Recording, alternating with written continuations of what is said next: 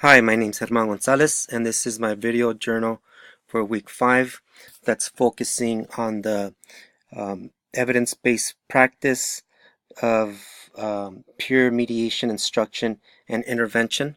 So my targeted student is a 6th grade student with autism. I have him in my study skills class for a period, and I support in his general education classrooms throughout the day. I've gotten some feedback from teachers just stating that he doesn't participate in group activities, doing the Common Core. That's part of the requirements is working with their group to figure out problems. Also, the study skills class, he comes in and he doesn't ask for help, so he'll get stuck in a problem, and if I don't approach him, he will sit there for the entire period.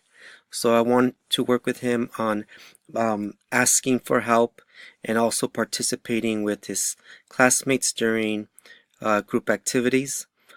Um, so this week I selected 2 students that are going to be 2 of his peers that will be working with him implementing this strategy.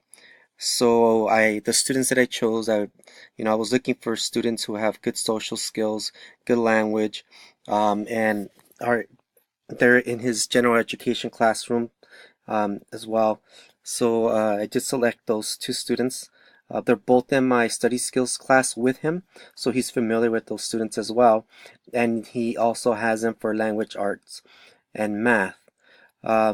So the first thing I did is I sat with the students, his peers, and we discussed what the differences in this student with autism, that he doesn't socialize and communicate the way um, a typical child does. And if they've noticed this, they've actually known the student from elementary school. Now we're in middle school, so they're very familiar with him. And they did understand the differences, that he does struggle to ask for help or to participate in group um, discussions. Um, so we discussed that, and we started off with typical training on how to ask for items, because the student also tends to take things away from other students instead of asking if he could borrow things or use things when they're in group assignments. So um, both students have been working on modeling how to ask for an item from each other.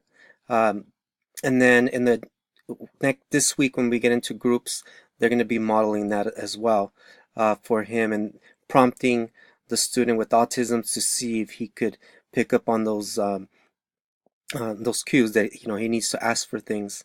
Also, when they're working in groups, we discuss how they're going to be um, asking for help when they can't figure out a problem. So this week, when they do something in math class, when they have to work in groups, they're going to focus on asking each other, the peers asking each other for help, and then asking the student with autism as well, so he could pick up um, on those steps, that when you don't understand uh, a problem, you ask others for help.